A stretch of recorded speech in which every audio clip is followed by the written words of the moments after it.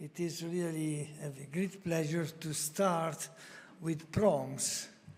It's becoming a tradition to start the week of the European Charcot Foundation with PROMS. And this is right because PROMS is really one of the major, if not the major initiative of the European Charcot Foundation. I co-divide with Baneke the responsibility of this initiative that we started now about 4 years ago.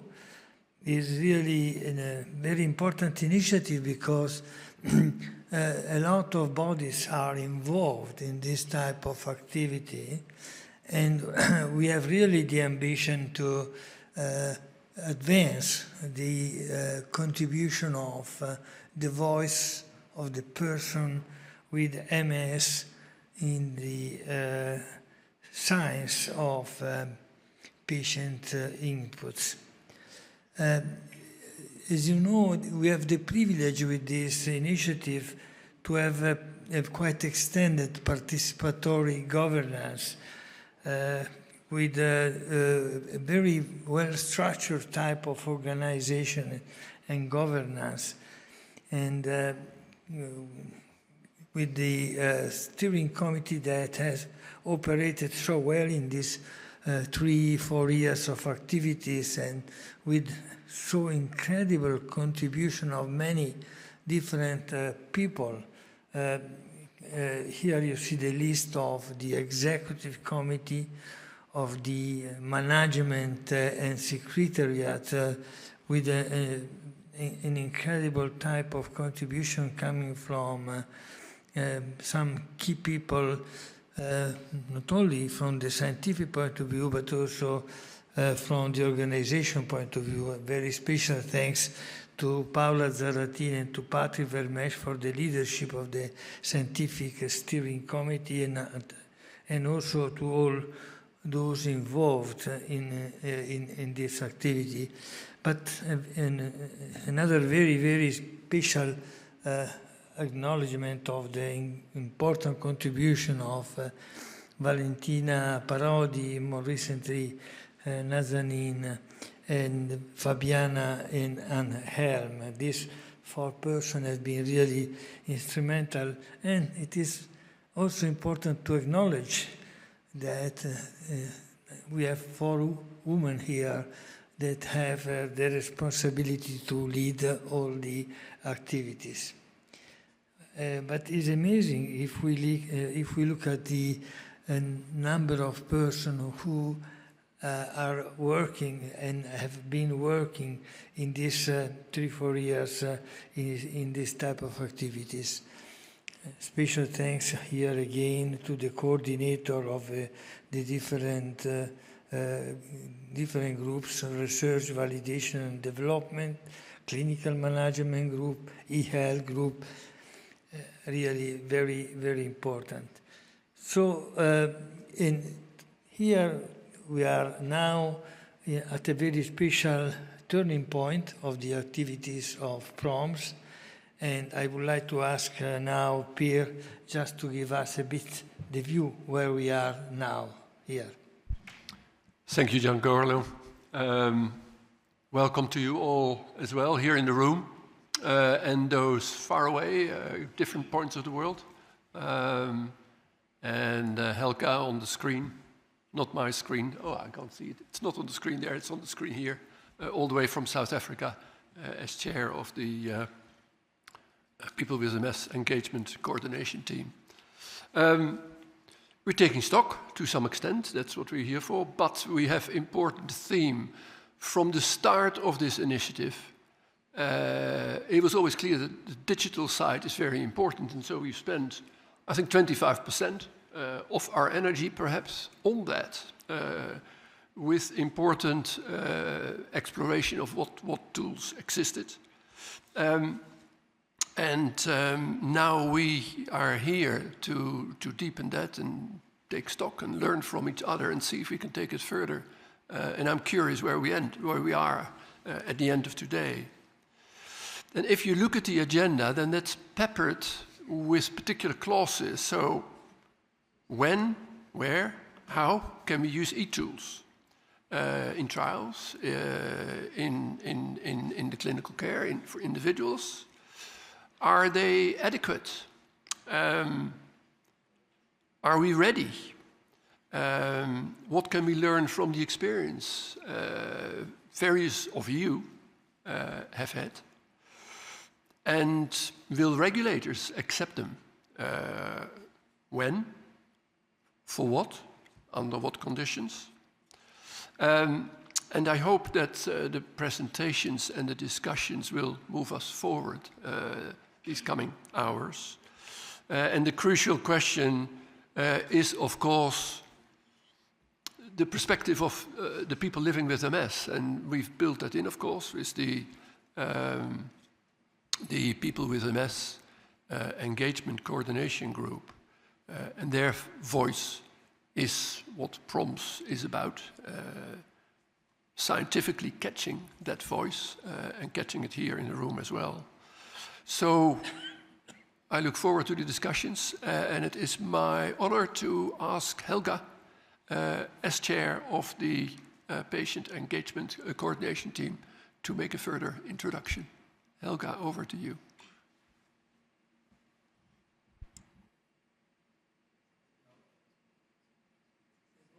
Much appreciated. People with multiple sclerosis increasingly anticipate that digital science and personalized medicine will enhance the quality, precision, and timeliness of their care. Some of the key expectations in this evolving era are personalized treatment plans tailored to their specific genetic, environmental, and lifestyle factors. Advances in genomics and biomarkers can help identify subtypes of MS, allowing healthcare providers to recommend therapies with higher potential efficacy and fewer side effects. Precision in targeting the immune system, for example, could reduce relapses and progression with greater accuracy. Predictive and preventative care can help clinicians anticipate MS progression and flare-ups, allowing for preventative strategies rather than reactive care. People with MS look forward to risk assessments that may help slow disease progression by addressing issues before they become problematic. Enhanced monitoring through digital tools such as wearable devices and/or mobile apps that provide new ways to monitor health parameters remotely, including mobility, cognitive function, and fatigue levels, to name a few. People with MS hope these tools will help them manage symptoms more effectively, receive prompt interventions, and even reduce the number of in-person clinic visits. In the age of digital health, many people with MS are increasingly concerned about data privacy and ownership. The expectation is that healthcare systems will protect their personal and health information rigorously and how their data is shared and used. Digital platforms facilitate communication and access to information, which many patients see as essential for managing their condition. The expectation is that digital tools can bridge gaps in accessing specialists, participating in clinical trials, and connecting and engaging with patient communities for peer support.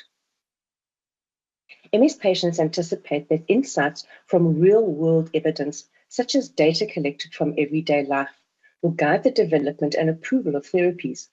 This includes understanding how treatments work in diverse patient populations outside traditional clinical trials.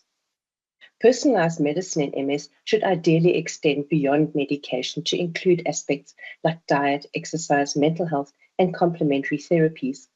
Many people with MS hope that digital platforms will help coordinate care across various providers, ensuring a holistic and integrated approach to managing symptoms and enhancing quality of life. In conclusion, people with MS expect digital science and personalized medicine to make their healthcare more effective, individualized, integrated, while also supporting them in living more active and independent lives.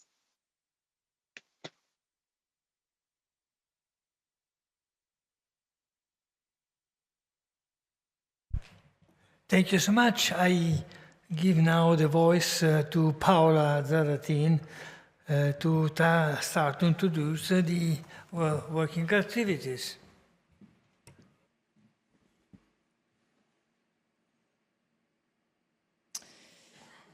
So good afternoon, everybody, and good morning for those who are following this event remotely.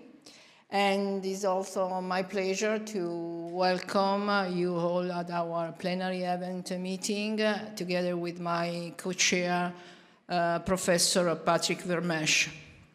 So the title of our meeting today is Digital Science of Patient Input in the Era of Personalized Medicine. And we have been learning that this science with and of patient input has to become a discipline. Capturing people experiential knowledge and make it scientifically relevant for the other stakeholder through patient experience data will help us to unmask hidden part of MS iceberg, to make diagnosis early, and to enable the holistic approach needed to promote effective preventive interventions and progressive disease treatment. So why we are doing all this? What we have in mind? Well, enabling science with and of patient input through a representative multi-act engagement will be the foundation for a renewed value of humanism from research to care. And in particular, if we will succeed on developing and fulfilling a mission, PROMS mission, we will end and we will use comprehensive evaluation of value, outcome, and cost of health research and care, including patient experience data in active and passive modality. So we will be able to take decisions about health and care based on this data. And moreover, patient-reported data on acceptability and preference for digital health tools, that is very important in this day, will be fundamental to ensure an equal, inclusive, and accessible digital transformation. And last but not least, through a multidisciplinary care approach, we will be able to use such a kind of patient experience data as indicator of impact for treatment and care. And we have a lot to do, but this is the reason why the mission of the PROMS initiative is to maximize the impact of science with and of patient input on health care, and quality of life, and provide a unified view of patient-reported outcome measurements. And unified view doesn't mean one PROMS fit for all, but means consensus view of how we should use PROMS from research to care. Are we going in the right direction? Again, we have a lot to do ahead of us, but I'd like to share with you that we are receiving today a prize from Italian organization exactly for our pioneering approach in science with and of patient input. And I'd like to thank Nazanin for having helped us to submit all the documents for the PROMS organization that today, again, is awarded from with this prize. So, despite, all the stakeholders, despite different point of view, agree that we have not reached full benefit of PROMS for people living with the disease. And in particular, the presentation of today's meeting, the discussion we will be having during the meeting, is trying to address these challenges in particular, and to try to answer the question whether digital science of patient input will help to address this challenge. People with multiple sclerosis are frustrated that the functional domain that matter most to them are not addressed by current PROMS. And current PROMS are indeed using in trial and clinical practice are most snapshot of function, and we are all aware of this, and fail to capture functional domain over time. The second important point is that we need to work with regulatory agency and health authority for them to guide us and to have guidance and recommendation with emphasis on the adoption of measures, same measure between clinical trial and clinical care, clinical trial measure to be cascaded to clinical practice and vice versa. And there is an important point that this meeting should address. The standardized of use of and valid and reliable response of PROMS measures need to happen together with their target personalized use. Standardization, harmonization that we are keeping on asking from regulatory agencies need to happen in respect of personalized use. And we will discuss more in this meeting about this. And this meeting will also discuss how digital data mining and artificial intelligence is essential to promote a personalized approach, target approach which take into account heterogeneity of different groups and people living with the disease. Indeed, this is also a call to action of regulatory agencies, identify distinct group of people living with the disease who share symptom pattern across functional domain and experiential knowledge. So I'd like to thank the Scientific Planning Committee that make this agenda possible and move to the key section of our meeting. So the first section will be dedicated to refine the state of art of PROMS building on science of patient input. We need to listen to patient perspective, and this is a science, and we learned this science, and we need to leverage and capitalize on this information. The second section will be dedicated to discuss current studies, current case studies in order to see where we are and whether we can use a digital approach to phenotype patient with MS groups. And last but not least, we will going to discuss what are the challenges in handling digital database and what are the perspectives of the different stakeholders. With this, I stop here and ask Patrick to introduce the next section.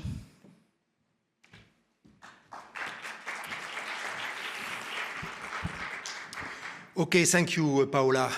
Good afternoon, everybody. So yes, directly to go to the session 1 called PROMS, Redefining State of the Art, Building on Science of Patient Input, where we are and where we are going. So I ask to the two moderators, Mario Alberto Battaglia from the Italian MS Society and Maria Pia Amato, Università di Firenze. Thank you.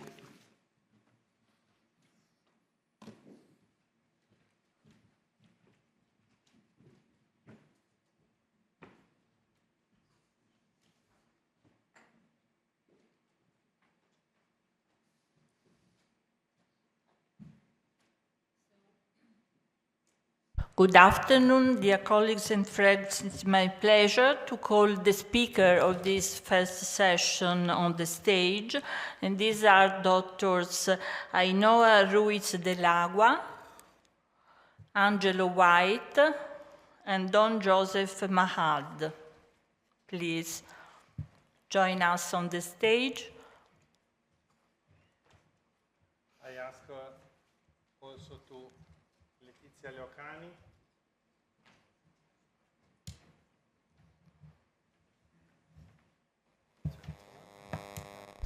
Okay.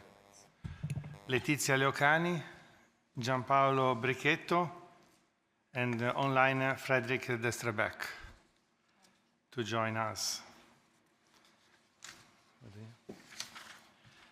So I just introduce myself. I am pleased to be the president of the Italian MS Foundation, and Italian MS Foundation is a partner and supporter of this specific project, PROMS.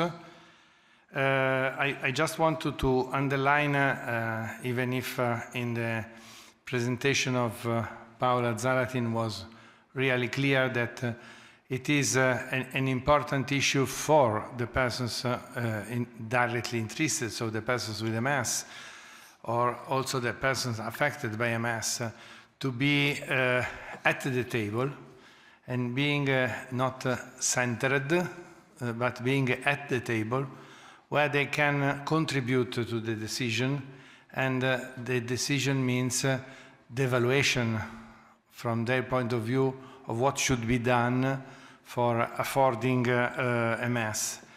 We are moving from the old era, if you can say so, where the patient was at the center but not at the center. The arrows were going towards him in a moment where the patient can be actor, the main actor of his future, in an era where personalized medicine and digital medicine have to work together for offering the evaluation and offering the solutions that need for the patient. We are not in a situation where one fits for all.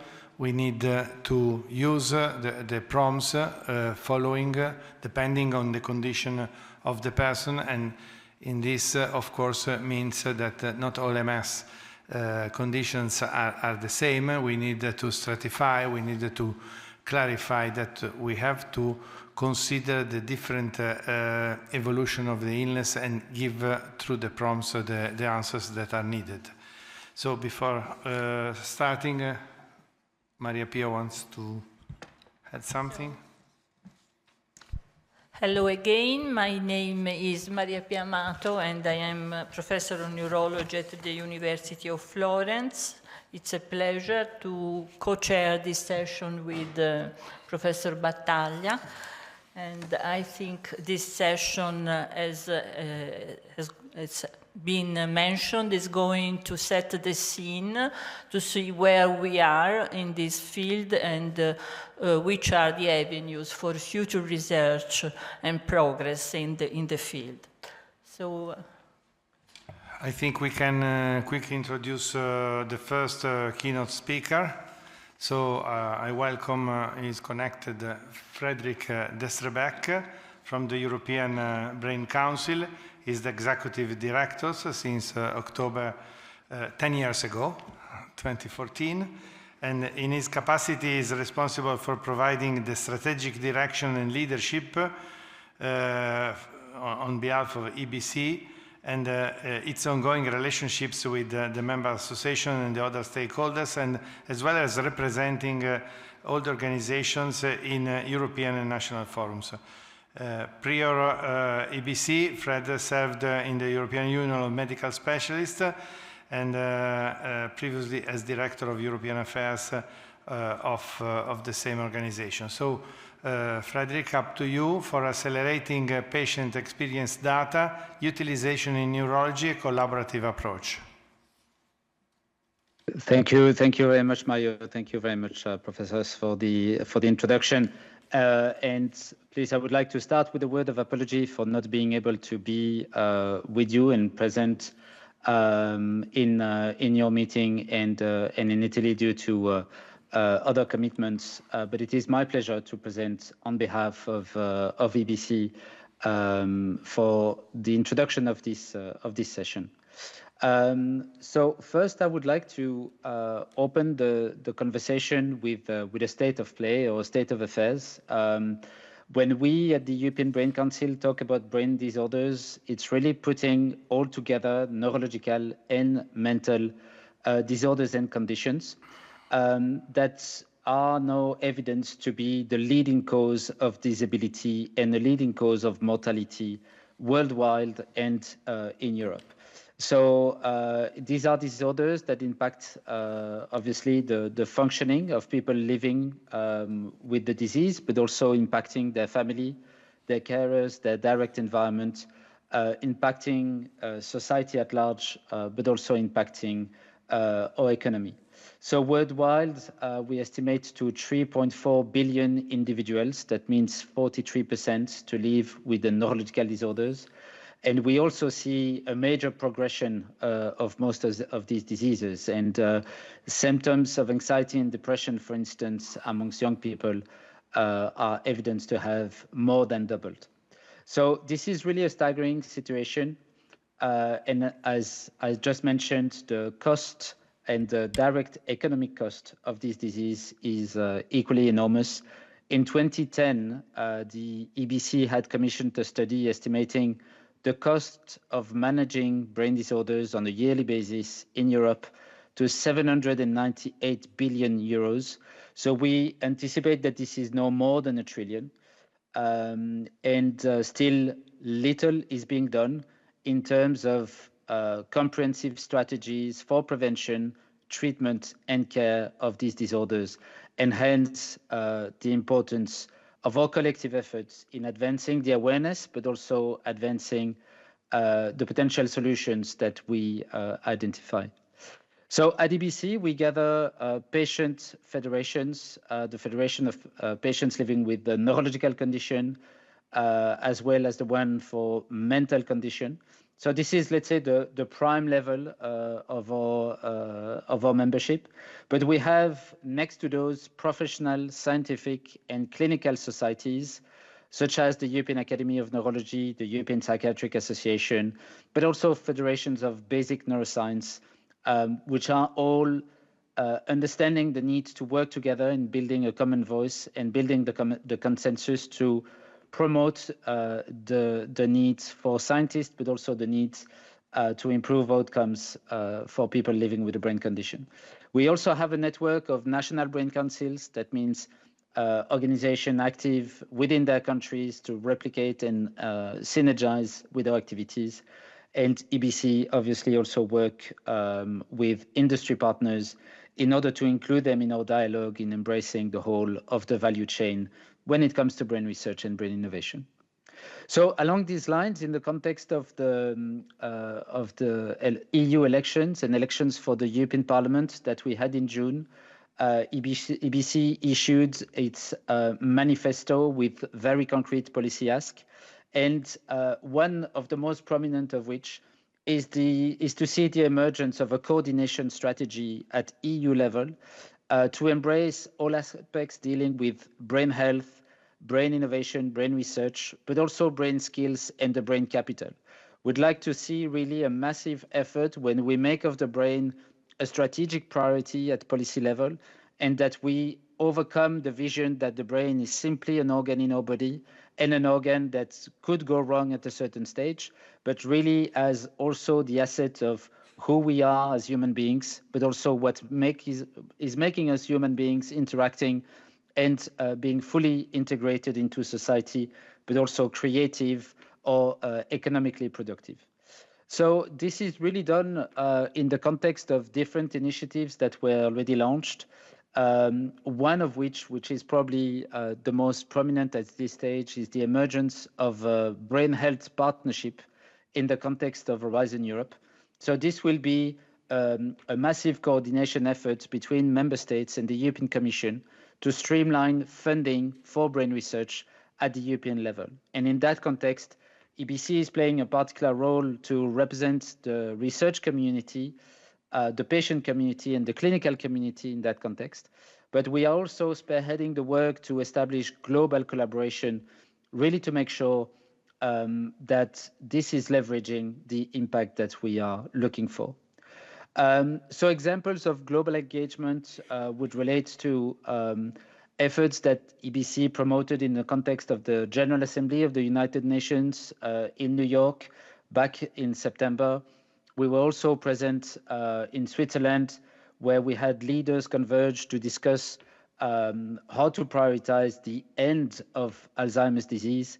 But then also in Ancona earlier in October, we were present with the Davos Alzheimer Collaborative, but also with the European Academy of Neurology in the context of the G7 health ministers that was held under the Italian presidency of the G7.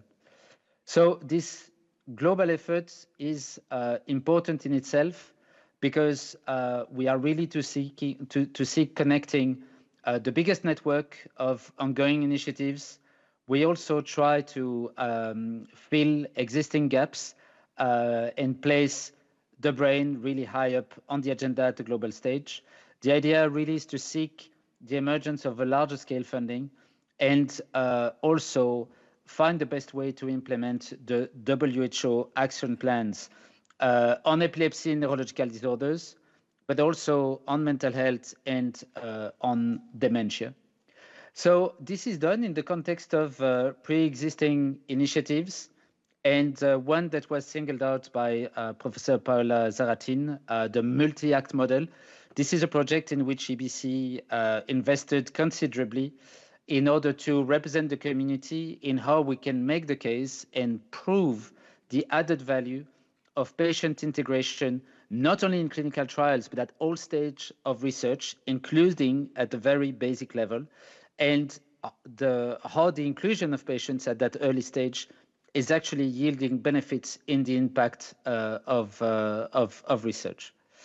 So other examples of EBC being active in promoting the integration of patient-reported outcomes is in the context of a project that you may have heard of, which is called Brain Teaser. It's now coming to an end because the life duration will last until December this year.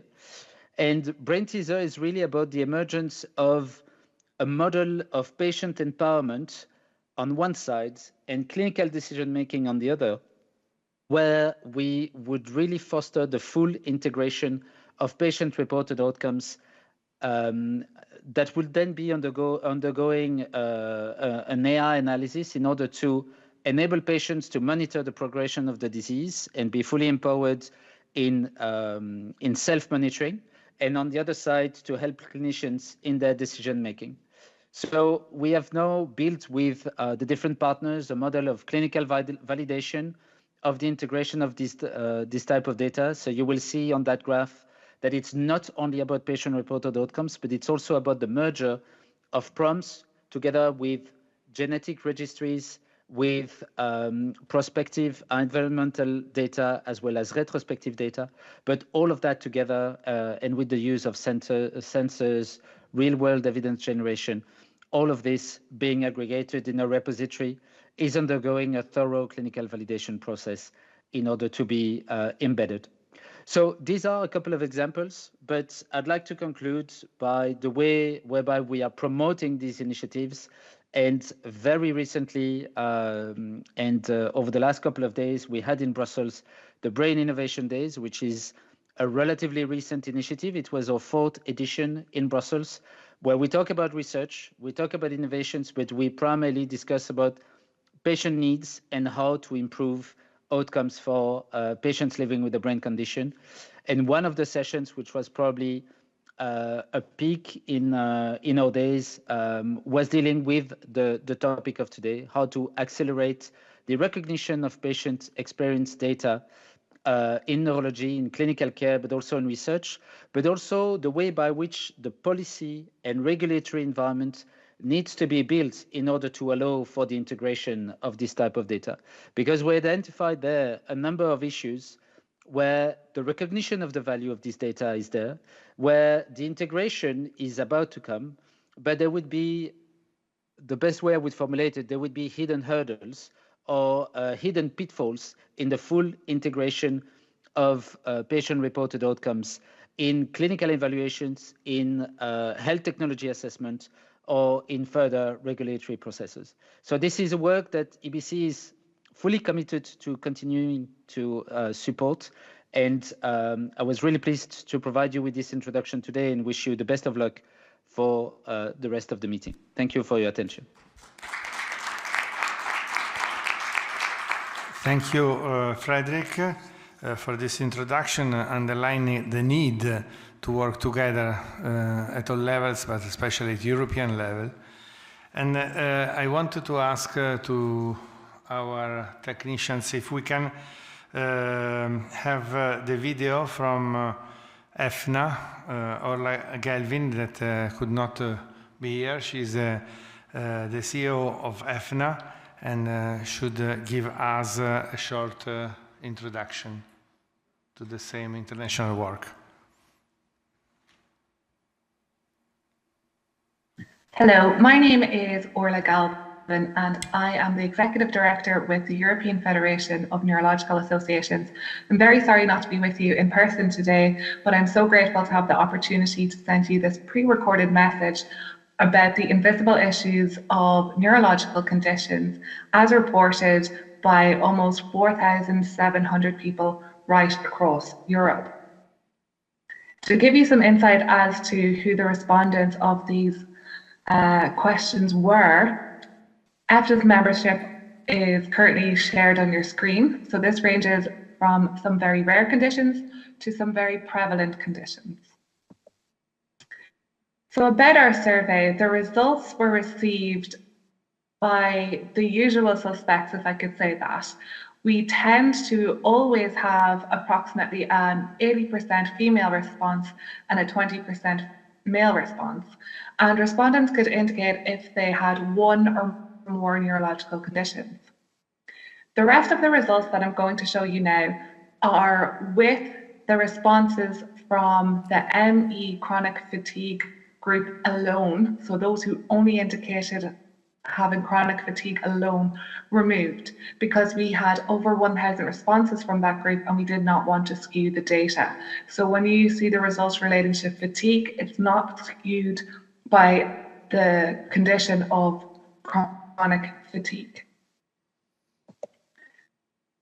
So in terms of the physical invisible issues that people living with neurological conditions have, we see that the top three relate to fatigue at 61%, pain at 51%, and sleep at 44%. Other main issues centered around cognitive issues, GI tract issues, dizziness and balance issues, which often, unfortunately, is misconstrued as a person being drunk, and we have issues of people living with neurological conditions being arrested because the general population aren't aware of the symptomatic profile of many neurological conditions. Mental health issues and sexual health issues. In terms of employment, this is where we had a heavy hitter.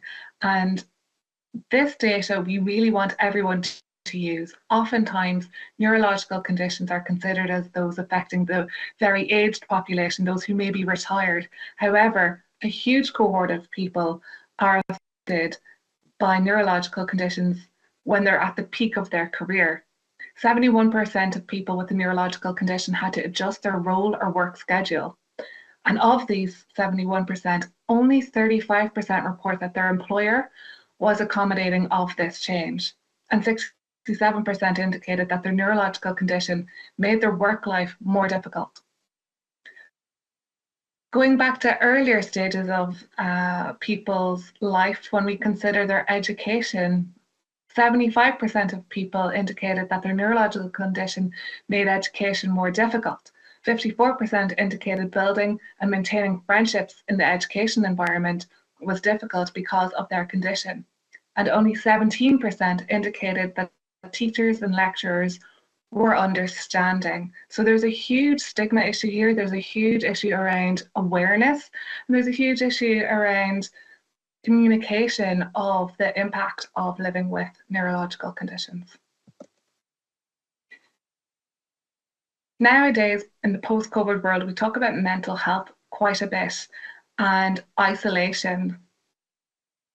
We recognize that people living with neurological conditions have some issues with respect to relationships with family and friends on both sides of the relationship. So we see that 36% of people indicated that they were excluded from invitations to social events due to their neurological condition.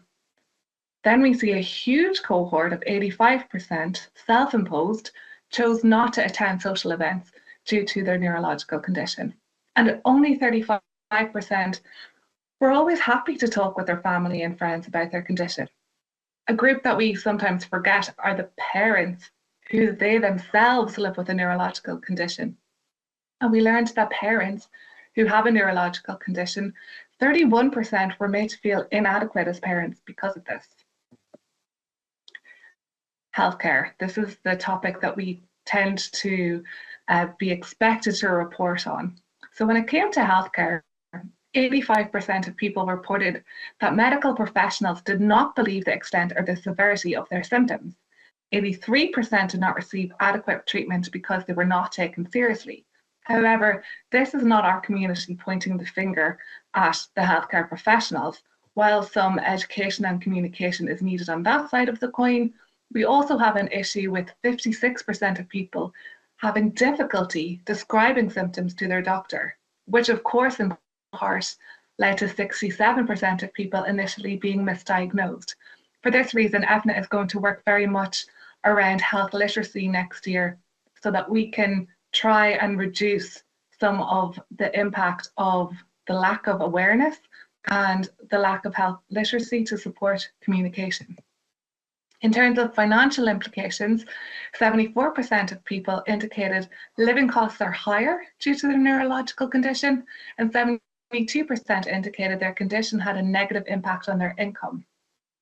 So we wanted to assess whether there was more to this than income versus expenditure issues, and actually safety and security was impacted as well. Of those who applied for mortgages or insurance, 37% were denied because of their neurological condition. We don't think that this is a fair outcome because we are aware of people having the right to be forgotten if treatment has been successful for other conditions.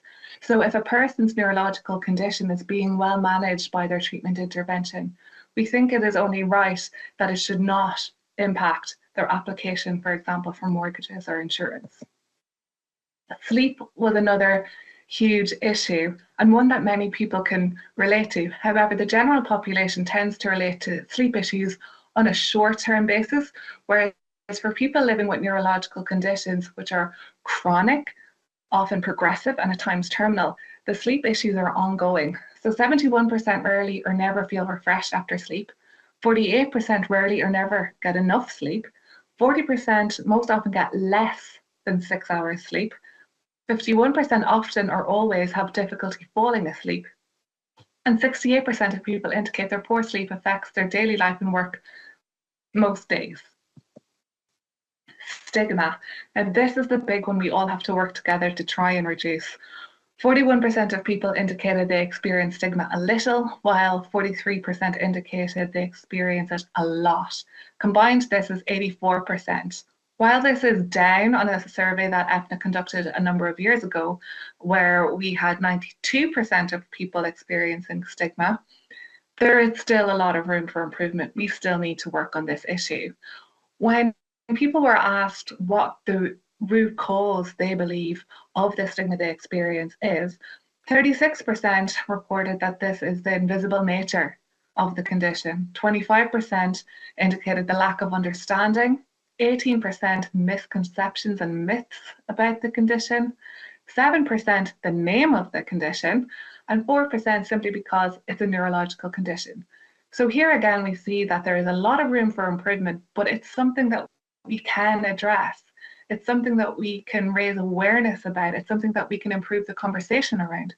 And we encourage you all here at the event today and throughout the years to come to work together to try and reduce stigma and create better awareness about the truths and the accuracy of the description of neurological conditions. Another group that are often neglected are caregivers.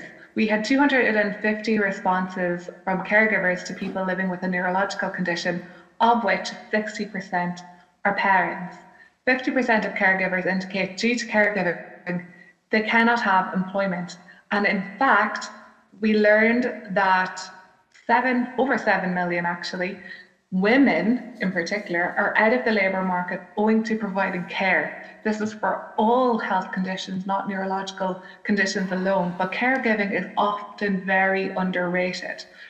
62% indicate being a caregiver has a negative impact on their income, and only 33% of caregivers can actually receive any caregiver benefits.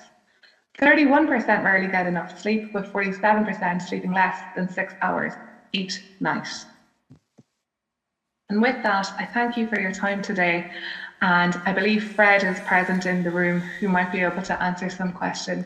But please feel free to reach out and connect via email. I'll be happy to answer any questions at a later date. Thank you.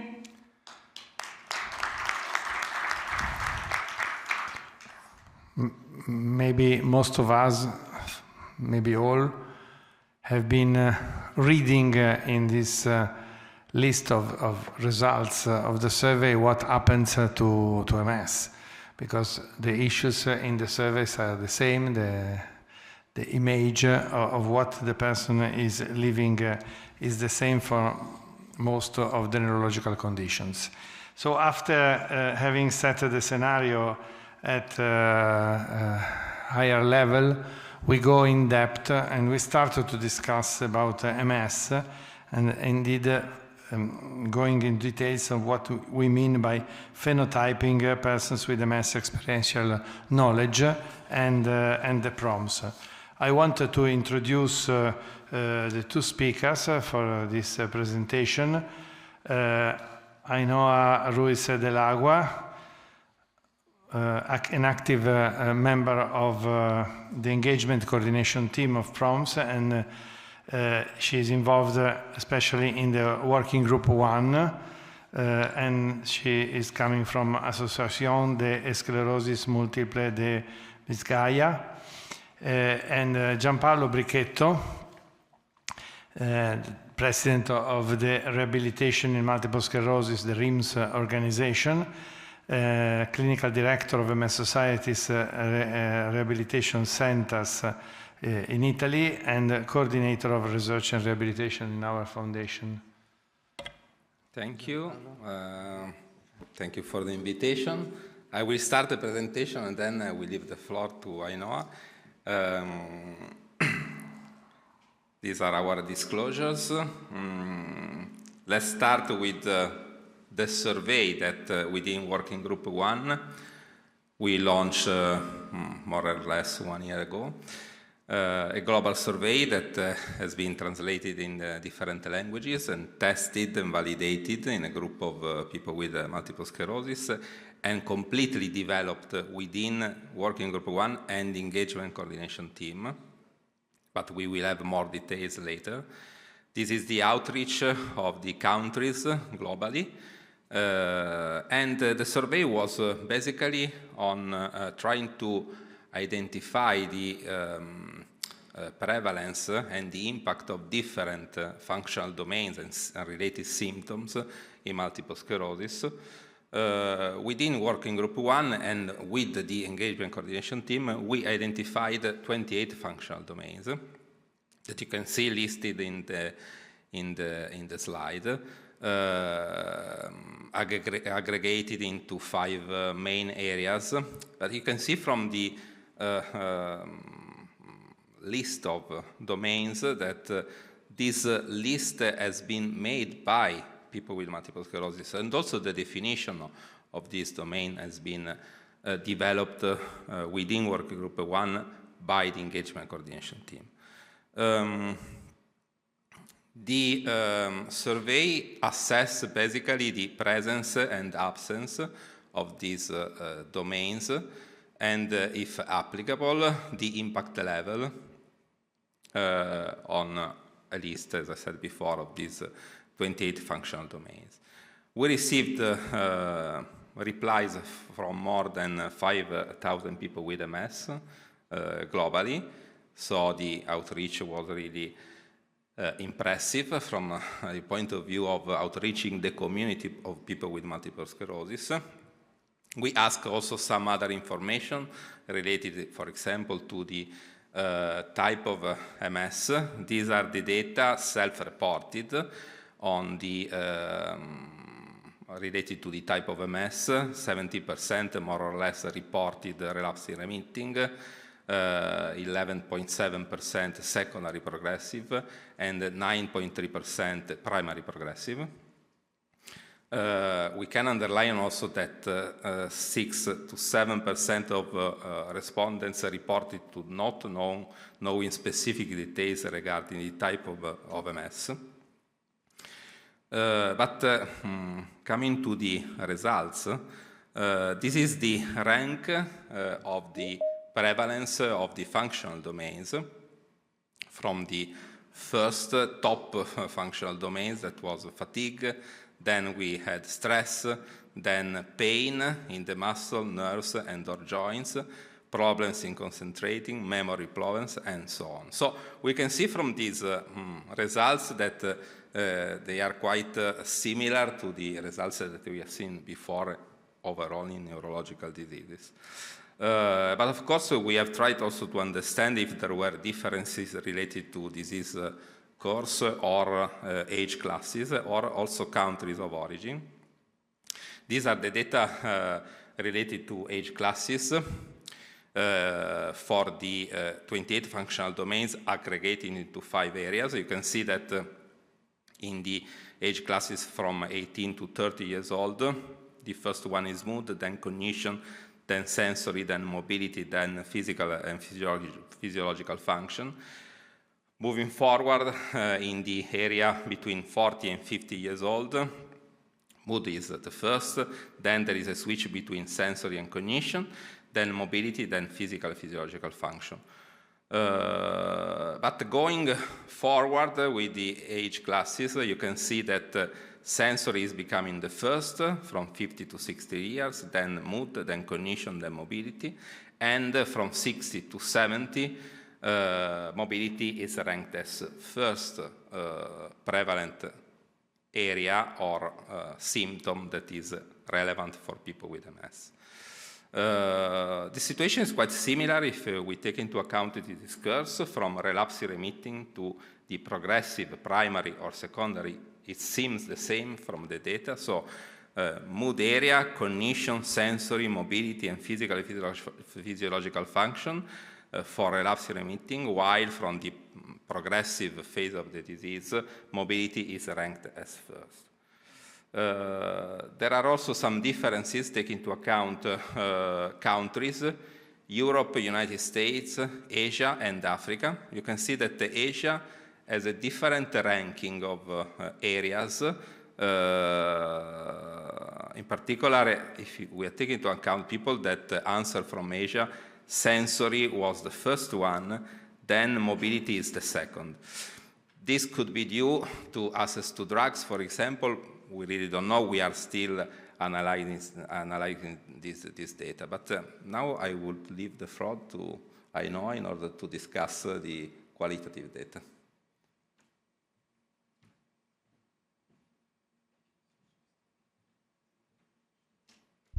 Thank you. Thank you, Giancarlo. Here in the slide, we can see the ECT members.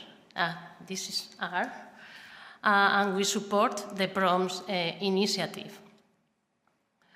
The concept of ECT was developed based on the multi-act model that we saw previously, and to enable representativeness and inclusivity of the relevant people with MS community. As Giancarlo told you before, we participate in the development of the survey, and we work really close with the working group 1. We shaped the survey. We decided which functional domains were most affected by MS. We also helped to describe to give the definition of the different functional domains. And we also reviewed the questions for each of the 28 functional domains to be sure that they were clear and understandable. Once everything was done, what we did was the survey was piloted with a small group of people to be sure that everything was right. And with their feedback, we made the adjustment needed. We create also as ECT an introduction to the survey to try to engage people to participate. The survey was translated to different languages, and disseminated through various patient advocacy groups to try to reach as much people as possible.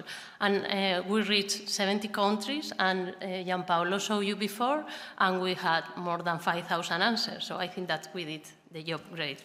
And as Giancarlo told you, the survey was released last year from the end of September to December 2023.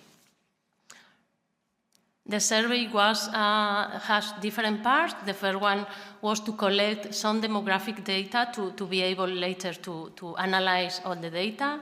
The second part, as Giancarlo told you, was the questions related with the functional domains. The patient, could answer yes or no if that functional domain was suffered during the past weeks.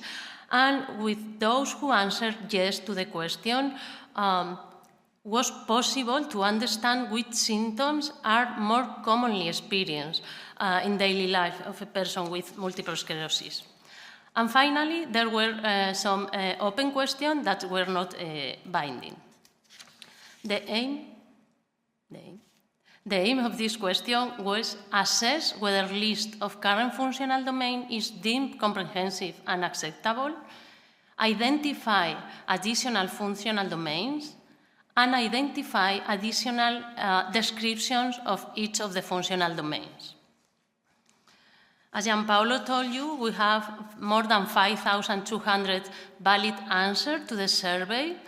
From those, almost 3,000 answered the open question we prepared. From those 3,000 answers, 1,377 people made additional statements, and whereby discussed different symptoms, 1,131 people. From those, we obtained 682 labels related with the original list of functional domains. What we these 682 labels brings new perspectives and insights, adding specific details and making the list and description more comprehensive and patient-centered. Or not? Yes. We redefine the list of functional domain, and we check if the new meaning was added to the correct functional domain, and we move it when was necessary. We review the description to incorporate those new meanings and address interpretive proposal presented in the report. As Giancarlo explained to you earlier, the functional domain was divided in 5 groups, and we work together, the researchers, the working group 1 and the ECT, with the different areas, and all the functional domains are detailed. This is an example. This is the mobility area, where we had 5 functional domains. In the case of the first 2, the hands dexterity problems and the mobility issues, we have updated the descriptions with the feedback of the global survey. In the case of the functional domain tremors, the functional domain remained unchanged. We didn't need to do any change. And in the case of the last 2, problems with coordination and balance problems, what we have done is to merge both of them in a new functional domain that is named problems with coordination and balance. All this work with this mobility area was also done with the rest of the areas: cognition area, mood area, mobility area, sensory area, and physical and physiological function. And this is the result of this analysis. We go from 28 functional domains to 26.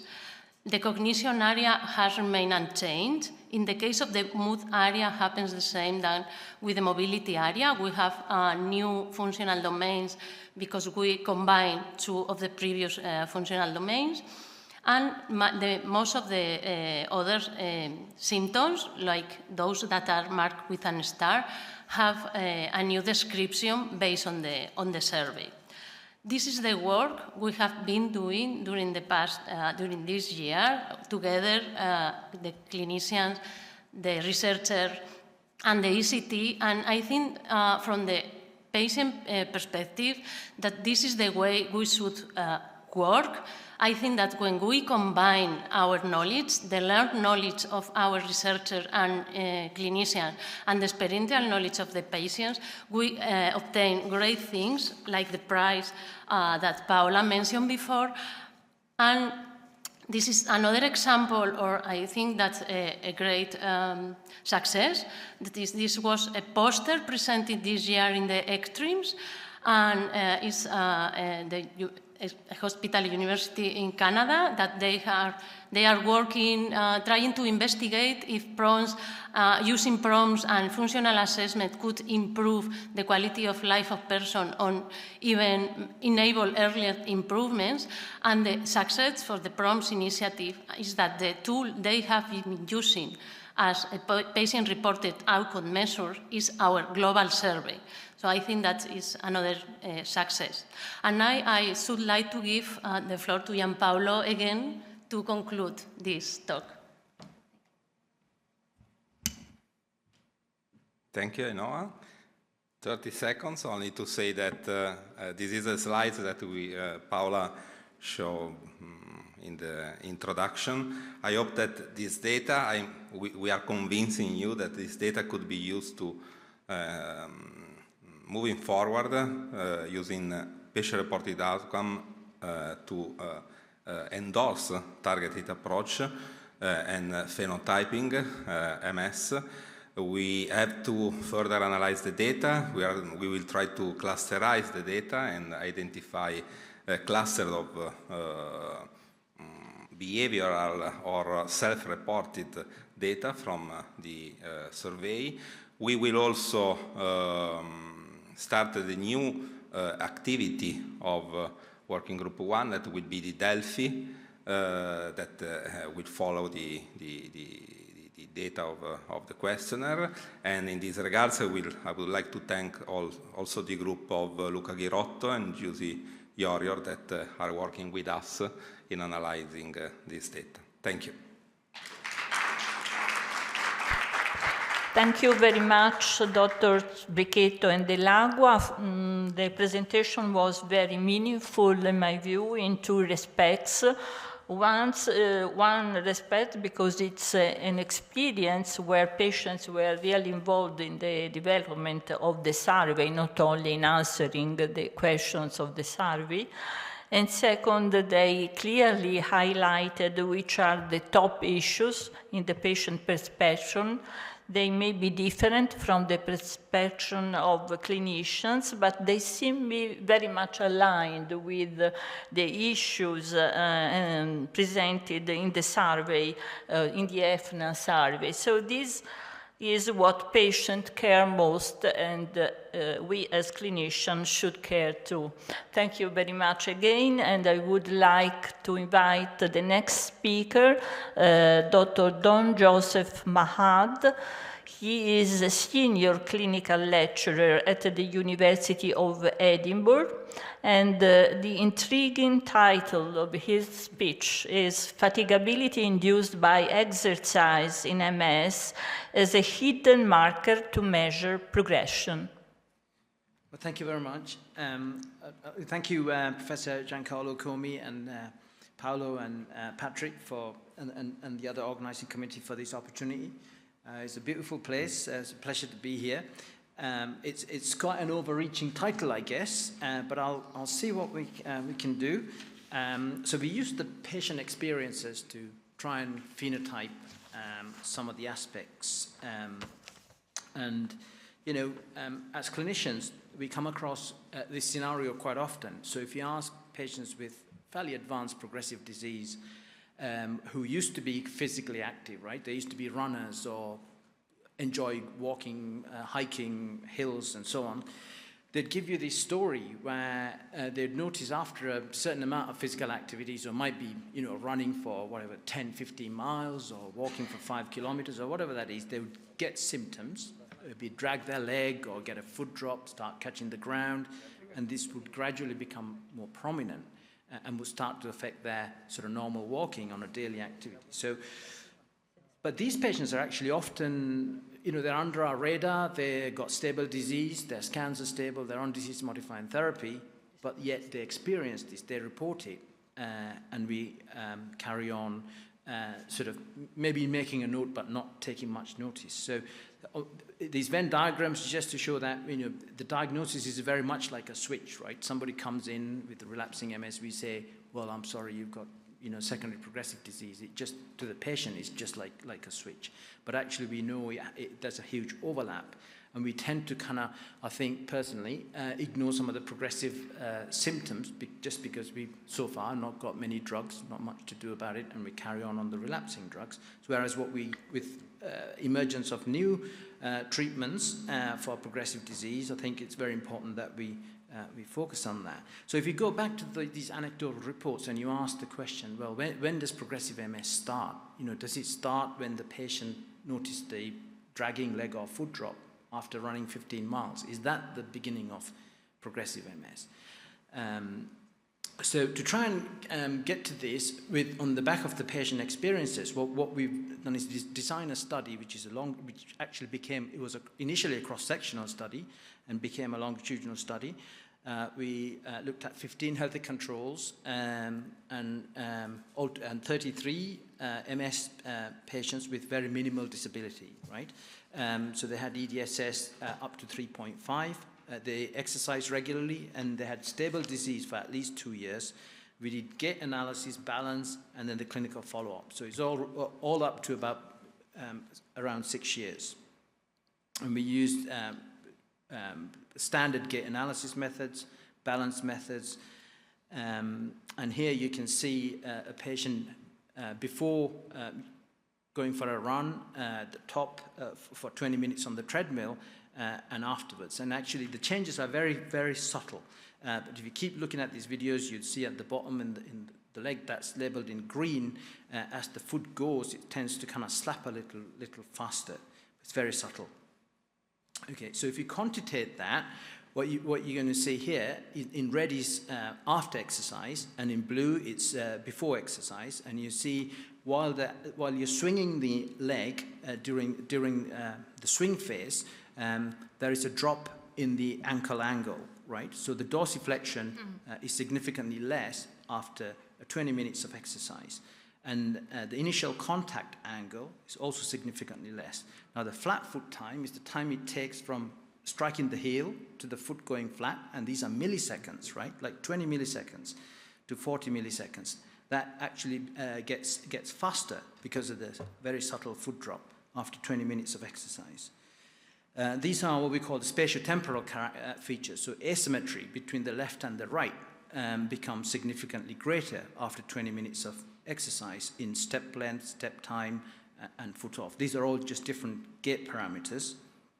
And if you look at balance, the sway with eyes open and eyes closed in AP and mediolateral direction becomes significantly worse after 20 minutes of exercise. So none of these are really surprising according to the patient experiences, but it gives you numbers to the symptoms.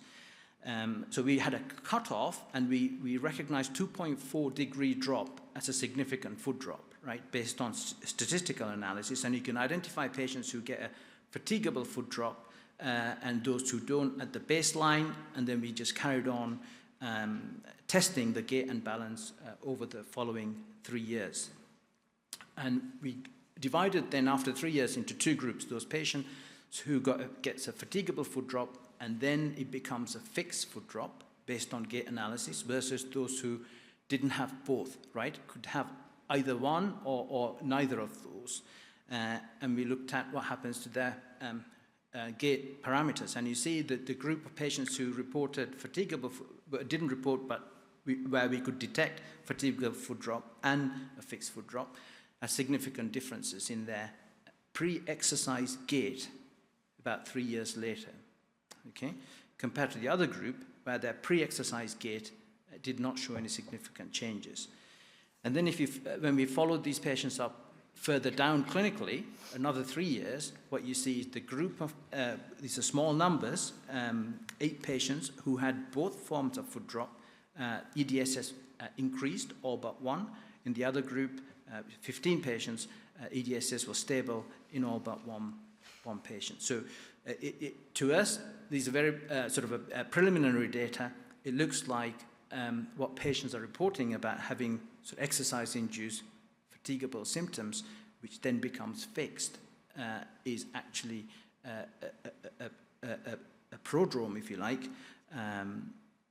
So just to go through the other gait parameters, these are the kind of things that you can pick up on an iPhone. So if you go into the health app in an iPhone, you'll find all these step length, step time, double support, asymmetry. But we didn't, in vast majority of these, pre-exercise, we didn't see any significant changes. So what's going on is very subtle. Here are more parameters that hardly any changes over the 3 years pre-exercise. These are some of the features of the patients. Here you see age goes from 25 to 72 on number of DMTs. Their scans have been stable for 2 years before, and most of the patients for the gait analysis period of about 3 years, their scans were fairly stable too. Okay, so just to summarize what we found, so we've got 33 consented, 21 completed the baseline assessments, and 23 came back for the longitudinal study over 3 years. 8 of those 23 patients had both forms of foot drop that developed over about, on average, 21 months, and 7 of the 8, we detected the worsening of EDSS 5 to 6 years from baseline. And the other 15, only 1 patient actually showed the increase in EDSS. So these are small numbers, it needs to be replicated. And this is probably the bit that might be slightly controversial, but I like to propose this as one of the aspects of the prodrome of the progressive MS, if you like. Not prodrome of MS, but prodrome of progressive MS. So here are our funders, Georgia, Marietta and Tom, who's been instrumental in doing the gait analysis. On the back of this, we've received funding from the Japanese government to develop a device. This is essentially a shoe that's got sensors, because it looks like actually the devices like the iPhone is not really sensitive enough to pick this up. So what we are looking for is a device that can pick up the ankle angle while the foot's in the air, while it's swinging and it's landing, right? So this is actually really tricky, but it's possible. And I won't show you our sort of preliminary data, but certainly you can use these sensor shoes to pick up very subtle things. The gait analysis study is very much developed with the Cleveland Clinic, with Dan and Francois and Bob Fox, and we're hoping that besides the digital aspects, that we could use the fatigability as potentially a trial platform to identify drugs, right? So if you could target fatigability early with potentially a neuroprotective drug, that could be a go, no-go decision-making clinical tool. So thank you very much. Thanks to Mahad for this presentation. Of course, it's important to capture the experienced knowledge when the situation is so difficult to understand what is happening, and this is what persons with MS are underlying. So thanks to Mahad, and I want to introduce Angela White from the ECT, so the Engagement Coordination Team. She is also active member of the Working Group 2. She is a patient advocate and a volunteer of the National MS Society of USA, and the title of her presentation is Digital Science of Persons with MS Input. Are we ready? Angela. Thank you so much. I appreciate this welcome. So to answer the question of are we ready, and to build upon the Global MS survey of people with MS about what symptoms have had the most impact upon their lives, we turned our attention to understanding the prevalence of digital tools being used by people with MS, their interest in the use of digital tools to monitor those symptoms, and what may encourage or dissuade the use of digital tools by people with MS. Working Group 3, with input from the ECT members, has developed a survey to gather these important answers. So, The aspects of MS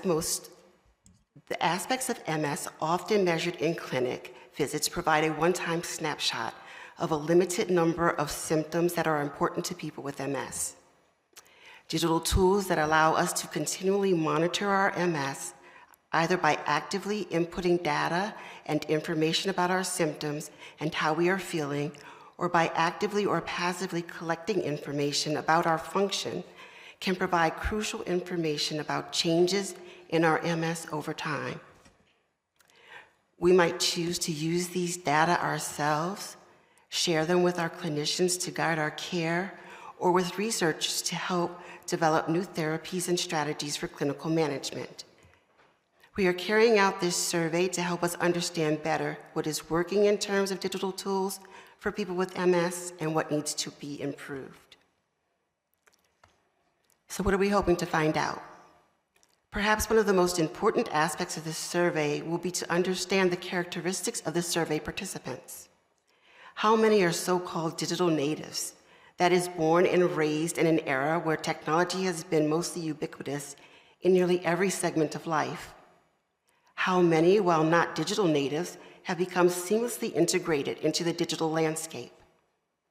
How many are resistant to technology, whether because of uncertainty about themselves or uncertainty about the tools and devices and their safety? How does this information help us to understand the survey responses? So whilst this survey can help us to understand patient readiness, it can also help us not only understand barriers, whether perceived or actual, that may inhibit the acceptance, adoption, and use of digital tools and technologies, and how we might plan for and mitigate against those barriers, but also which stakeholders need to be part of the conversations, at what stages and to what degree. For instance, does a person with MS have access to a smartphone, but a limited data plan or intermittent wireless service? How will this affect monitoring and transmitting symptoms data? Is the only wireless service they have access to on an unsecured network? How does this affect the ways in which we design digital tools and encrypt data so that it provides privacy and security end to end? And so here are some of the ways in which we hope to use the data from the survey. Identify which symptoms have the greatest potential to be measured by digital methods. Identify the support that people with MS will need to use those digital tools. Influence developers of new digital tools, and share back to participants. And that last one is probably most important because we want to know we're living with MS, when we're providing information, that it has some use, that it has some validity, that we're not just doing it for the sake of doing it. And so now I get to talk to you a little bit more about what we hope for in the future for digital tools. And so at this very same plenary event last year, I said, and I quote, "If a non-invasive, personalized way of assessing our condition over time, not just a 15-minute biannual appointment, were available and used by healthcare teams to enhance daily quality of life with approval and reimbursement for payers," all those things have to be present, "there is no burden too onerous to prevent us from using and engaging with it." I am here to tell you this year that I was right, but also somewhat wrong. There are burdens that are too onerous to prevent us, to prevent me from using and engaging with digital tools, despite being involved intimately with the work of the PROMS Initiative, caring deeply about my own health and well-being, and being part of the fitness industry. I use an app that pulls in all of my medical records, data from my fitness wearables, and another app where I record my meals, water intake, and weight. There are times when the thought, just the thought of logging my symptoms, answering questions, and remembering and taking time to enter key metrics is just too overwhelming. Couple that with cognitive changes, fatigue, manual dexterity problems, and you can see how this could reduce the use of digital tools and thus the reliability and usefulness of the results in patient care and outcomes, even for those who are highly motivated. For those in the MS community with even more physical and cognitive challenges or relying upon caregivers, those who may benefit even more from regular, consistent monitoring, it is easy to surmise that once the novelty wears off, so too will adherence to the use of digital tools.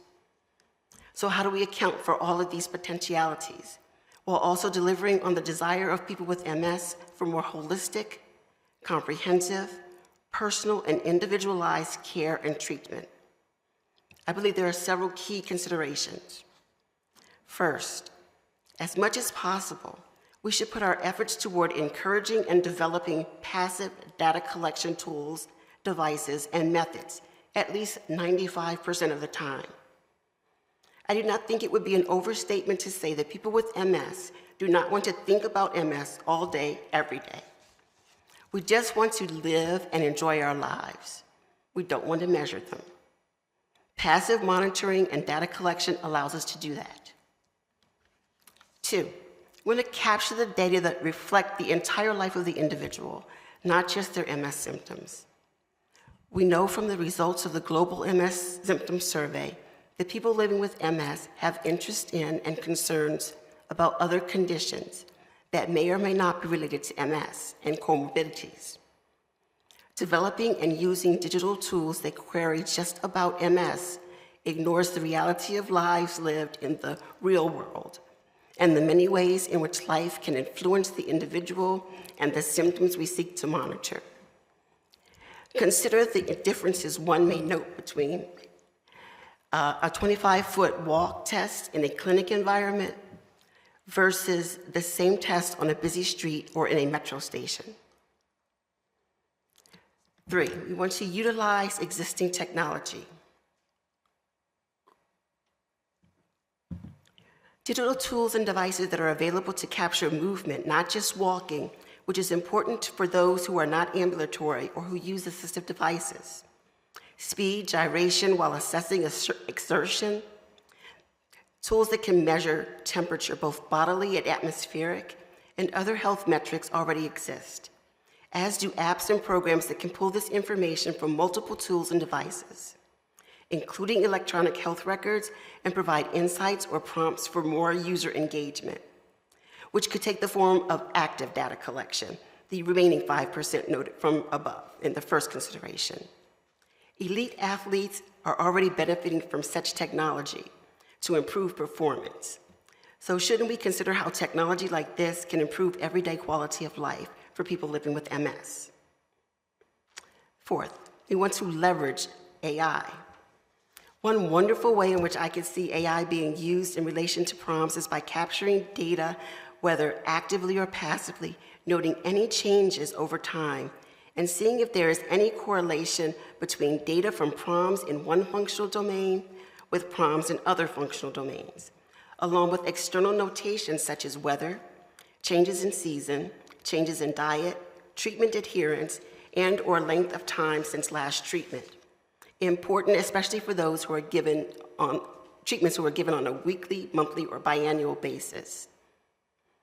So, as it stands currently, individual cases of MS are treated using broad criteria applicable to the average or most common case, but that only assesses one individual against other individuals, not against themselves, which obscures or misses completely any progression or worsening based upon that individual's unique parameters of normal. So, for instance, we know that fatigue is a huge challenge in MS, and we may be able to make determinations on factors that increase the levels of fatigue, whether increased or decreased activity, which may vary by individual, but we may also be able to gain insight into external factors such as hours of daylight, less as we move further away from the equator, or climate, more gray, cloudy, rainy days, more hot, humid days, greater variability in weather, temperature, more temperate, less variable days, or factors such as diet. All of this information can be gathered through PROMS, but with the use of AI, we can begin to make inferences about what some factors mean for the course of MS, and what could shape lifestyle interventions and or complementary therapies, or provide hypotheses for clinical and research studies to determine how and why these factors affect people with MS, giving even greater understanding to the mechanisms by which MS and potentially other neurological and autoimmune conditions operate, enabling us to mitigate those mechanisms. So in closing, I would like to answer the question of whether or not we are ready for digital science of people with MS input with a resounding, albeit qualified, yes. We are ready for more comprehensive, personalized healthcare approaches, the ultimate goal of MS care. As the condition is so heterogeneous that it can be difficult to parse data sufficiently to say that there is a one best way to treat or offer care.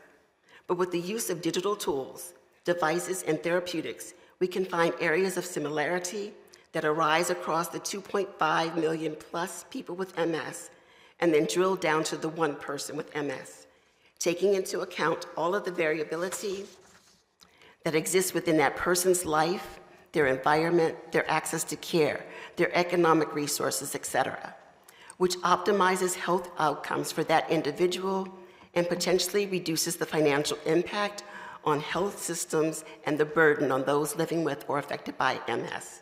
Thank you.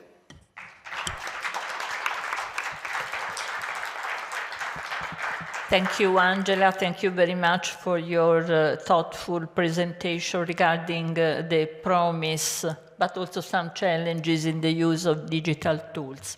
And now it's my pleasure to introduce the last speaker of the session. She is Professor Letizia Leocani, well-known researcher and also a good friend of mine.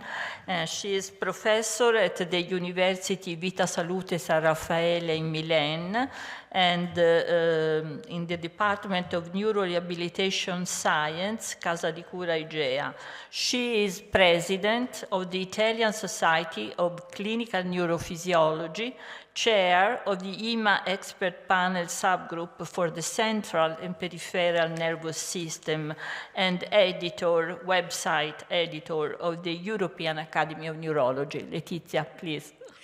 Thank you very much, Maria Pia, for your kind introduction, and thank for the invitation to be here, but I also thank the previous speakers for preparing the path to what I should say. I also thank Angela for telling us that you're ready to welcome digital technology into your life, but maybe we're not ready to offer digital technology. And so maybe that will be the conclusion of what I will say. But not being ready doesn't mean not being willing to improve and be ready for you and useful.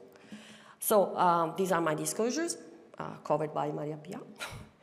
And I have to say, these are my disclosures, but I speak on behalf of the whole Working Group 3, the Digital Health Group, and I will just talk about part of our activity over these years, which is the first product that we have almost ready, which is the landscape analysis on digital tools that are available now for use for people with MS. And the idea comes from two possibilities that are going to be useful for the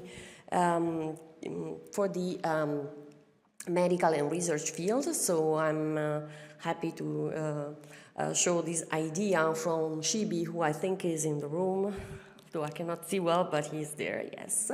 So to pick also disease activity in terms of relapses between visits, and also to be early in detecting progression of a given symptom or sign.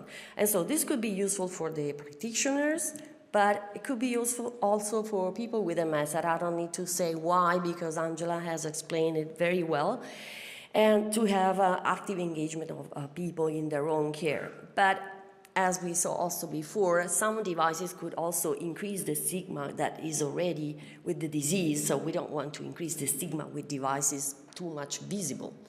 And I also thank the previous speakers about showing that there are hidden symptoms, not only those that are subjective, so they're hidden by definition because we need to ask the patients, but also hidden because they could be measured, could be visible, but they're invisible to us just because we don't look carefully, like fatigability, not only fatigue. So fatigue is hidden because it's subjective, but also fatigability in some aspects could be hidden because we don't look carefully enough. So here comes the need to use more precise and more sensitive, not only subjective measures like questionnaires and questions on quality of life and symptom screens, but also objective measures.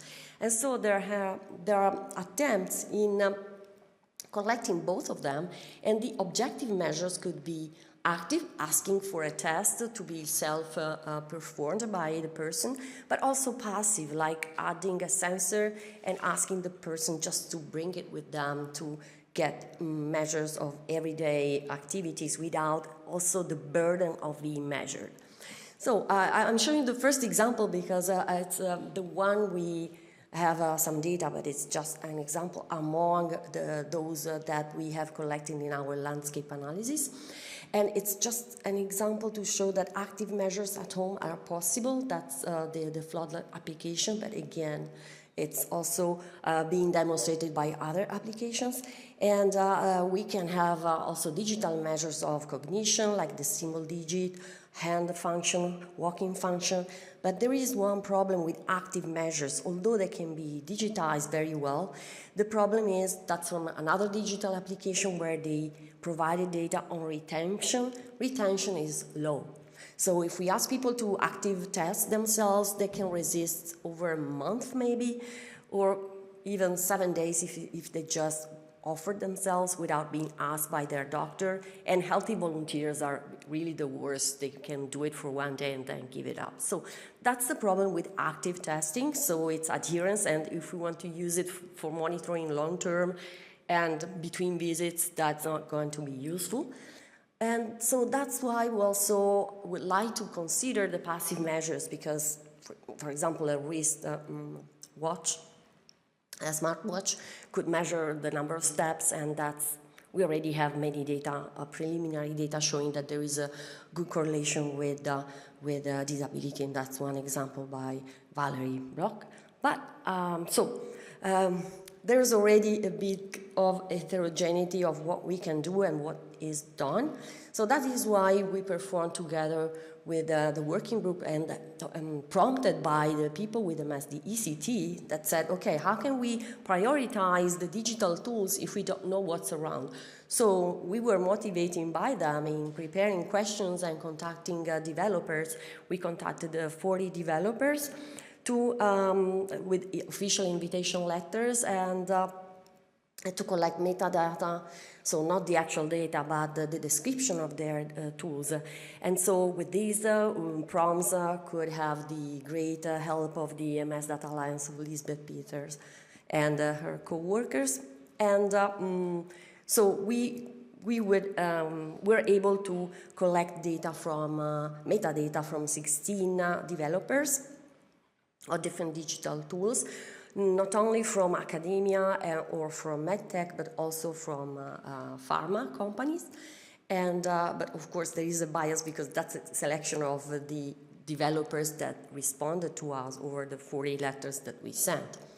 But also the purpose is different, not only for patients' use, but also for research, and the data collection are collected also both remotely and in the hospital. And what is interesting and what is bringing to the question, are we ready to measure what really matters to people with MS, is that we can cover a broad range of symptoms that are including those that are important to people with MS, from movement to fatigue, and but I have to say not fatigability yet.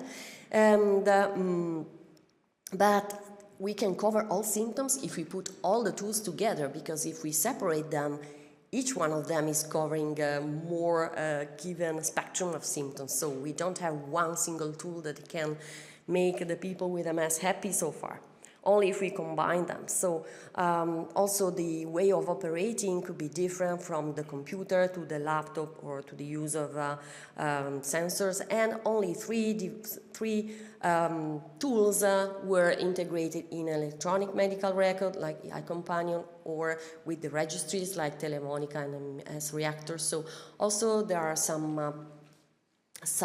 issues that I'm not dealing with now, because now we're talking about functional domains, but also on the regulatory aspects and on the usability by the practitioners.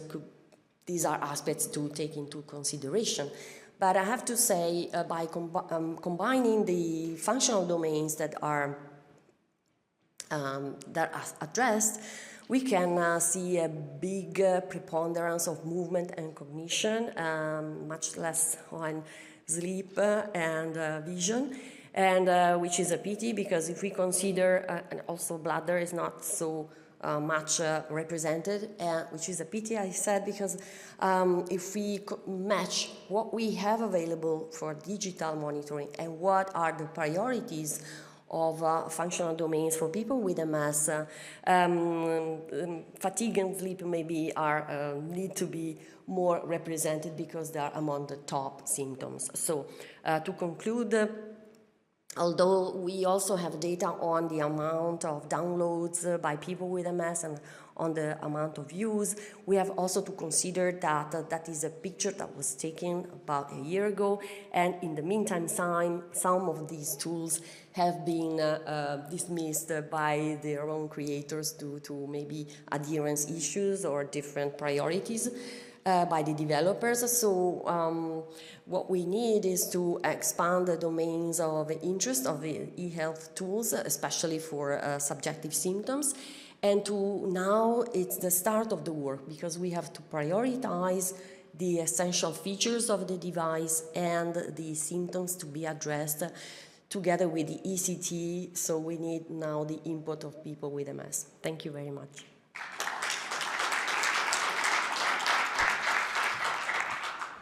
Thanks a lot, Letizia, for this presentation that was also an introduction to the next session, during which we can go in details in examples, in case studies. Of course, you know that there is a question and answer session, so I ask to those present if they have any question for the speakers or any comment, and also to those connected, if they have, they can connect or show themselves so that we can have their observation. Is there any question or comment from the audience present here? If not, I want to introduce a couple of questions that have arrived. First of all, to Dr. Mad, the question was, do you ever use the expertise of podiatrists in your research? Of course, this is a question that podiatrists. That is leading us to the first image that we saw. So there is the MS care unit, so with a lot of professionals that can contribute. So the question is for you. Podiatry. Have you taken? Yeah, that's a great point, actually. You know, one of the things as neurologists, what we do, right, when patients come in, is we look at their feet, right, look at the shoe to see where's the wear, and you know, it's somebody with a foot drop, you could see it in the foot. So I can see the value in engaging with podiatry, but we haven't done that yet. But maybe actually in terms of developing that shoe, that could also be very productive. Yeah. So thank you for the suggestion. Can you stay? I have a question for you. You spoke about physical fatigability, but there is also a cognitive fatigability. There are studies showing that the performance tends to decrease and become worse with the PASAT, for instance, with many errors coming along the trial. Do you have any data about cognitive fatigability, and do you think that your thoughts about the initiation of the progressive phase could apply also to cognitive fatigability? Yeah. So I think in terms of the pathophysiology, I think this is really fascinating. Yeah, the pathophysiology of fatigability. I mean, at the moment we think about it as a sort of a temperature-related myelin demyelination phenomenon, but I think it's more than that. I mean, we have experimental evidence suggesting that the energy failure in the neurons, right, and synaptic connectivity is actually a crucial part of fatigability, right? So I think in MS, the underlying causes of fatigability is multifocal. So you have inflammation, which would undoubtedly be interfering with the function of the nervous system, and you have myelin damage, and then we have the neuronal factors like the energy failure. So I think actually the two things why we see this fatigable foot drop and the fixed foot drop as the high risk sort of a group is there's a combination of things going on in the cortex and in the spinal cord, right? Axon degeneration versus synaptic changes and fatigability. And that can apply to the cognitive pathways, visual pathways, right? So we've just looked at the long tracks, but certainly, I mean, cognitive fatigability is something that we will look at as part of the trial that we're trying to target fatigability. Yeah. Thank you. And we have Robert Berney, you want to... Dr. Katter. Oh, Katter, okay. Yes. Yeah, I'd like to maybe ask a question. Angela's talk, I think, is very important because the foot drop is, if it is a prodromal syndrome, the question is, who is it useful for? Is it really good information to have for the interaction between the patient? You know, it gets at to the whole issue of one of the problems that we talk about with PROMs is that they're heavily influenced by expectation effects. And, you know, for the clinician to know what is going to happen and prepare a patient for maybe what's going to happen, that's very important. But that may not be what we want to capture from the patient about what they're interested in at the present time. And I think Angela's, who is very motivated, obviously, because of her involvement here, I think her admonition that individuals don't want to always worry about what's going to happen next, as well as what's happening now. And I think we really need to think about that as we try to measure things that are very useful, I think, both from the clinician's point of view and for the future versus the immediate, and the kind of information that can be gathered that gives clinicians information about something that might be necessary to do now. So, for example, if foot drop fatigability is a prodromal symptom, we need to search for what we can do about it before we begin to worry about it for everybody in mass. Just a thought. Robert. Thank you. Robert? Robert. Yes, I'd like to follow up on that question, on that comment by Gary. You know, I have mentioned in previous presentations about the desire for a glucose tolerance test for MS. And what Don showed is perhaps a version of a glucose tolerance test for MS. In other words, it's something that perturbs the system and reveals some properties that were previously unseen. Of course, in the glucose tolerance test, that highlights the possibility of, for example, giving insulin before meals. So there's something to do about it. And in that case, it's not just setting an expectation, it's actually providing, as Gary mentioned, a therapeutic response. And I think that we need to, there needs to be a lot more research on the value of collecting this information regarding its impact on outcomes and on the ability of people to pay for these types of tests.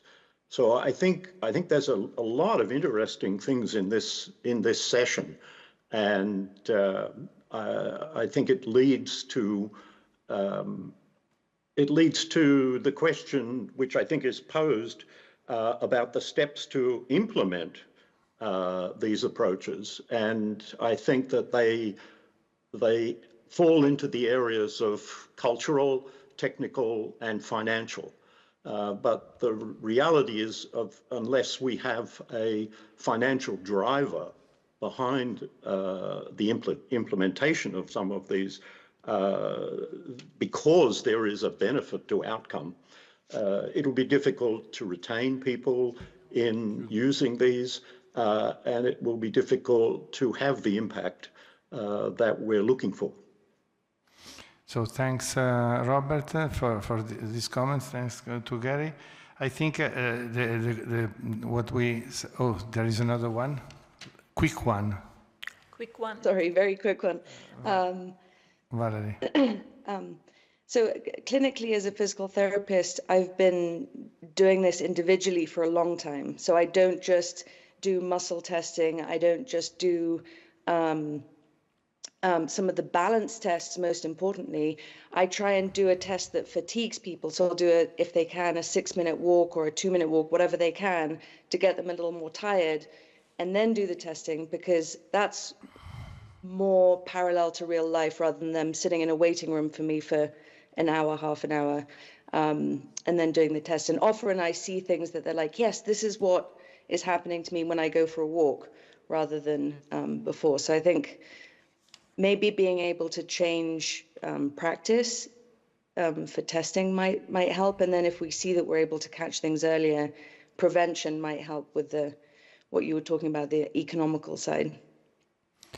So thanks. I remind you also, to those connected, that you can introduce also your questions to the audience, or your comments that can be collected on the digital platform to be considered and, of course, to be answered later on. I just want to quote, if you can show on the screen, the other question that we received, at least one, that is regarding privacy, because this is an issue that could be also addressed in the following session. So one of the worries of the persons is if with the PROMS privacy, especially all the digital PROMS, privacy is maintained, because this is important for them. So due to time constraint, we have to close this session. Of course, we started saying that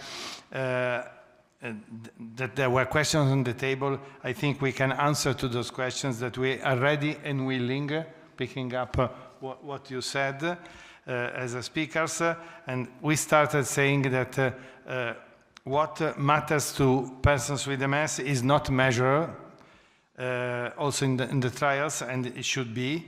And so we have to monitor the PROMS that matters now to them, and the variety and representativeness of PROMS should be introduced and applied. Those things are important for the choices that can change the life of the persons. So thank you for this session.